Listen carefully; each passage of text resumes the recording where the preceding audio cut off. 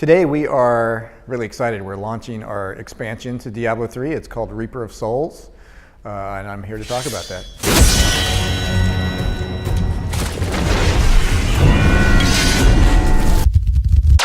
Well, our goal in developing this expansion was to really build upon what we had done with Diablo 3.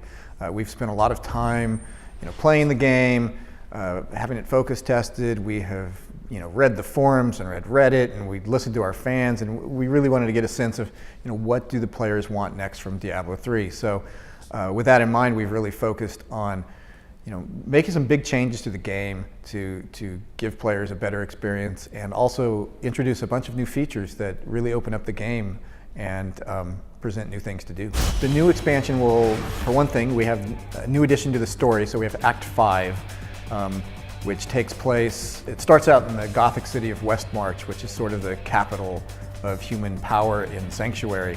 Oh, and to go with that, of course, we're introducing the Crusader, our newest player class. The Crusader is kind of a special ops version of the Paladin. In the Diablo lore, when the Paladins were pushing west into Westmarch, the Crusaders were off on a secret mission in the east. So now that this new threat has emerged in Westmarch, the Crusader comes back just in time to try to save Sanctuary. Beyond the story, we're also introducing a whole new way to play the game. It's called Adventure Mode. When you're done with the story, the whole game opens up in this new mode where you can go anywhere you want. The difficulty systems have been changed to be dynamic, so no matter where you are in the world, the enemies will scale to the appropriate challenge level. And in this new mode, you're no longer tied to playing the story over and over again. Instead, you get given basically quests to do in different areas. They're all random. You log in and you'll get a new set of bounties to play in, and you can choose where you go and in which order you fight. And so you'll go to areas, and instead of your goal being to traverse the narrative, it is instead to achieve some goal within that area. And when you achieve that goal, you'll get a number of rewards, one of which is a Rift Key Fragment. Now, the Rift Key Fragment, when you gain 5 of them, they can be combined into a key that will open up a portal. Once you open up that portal and you walk through, the game will build for you a dynamic dungeon.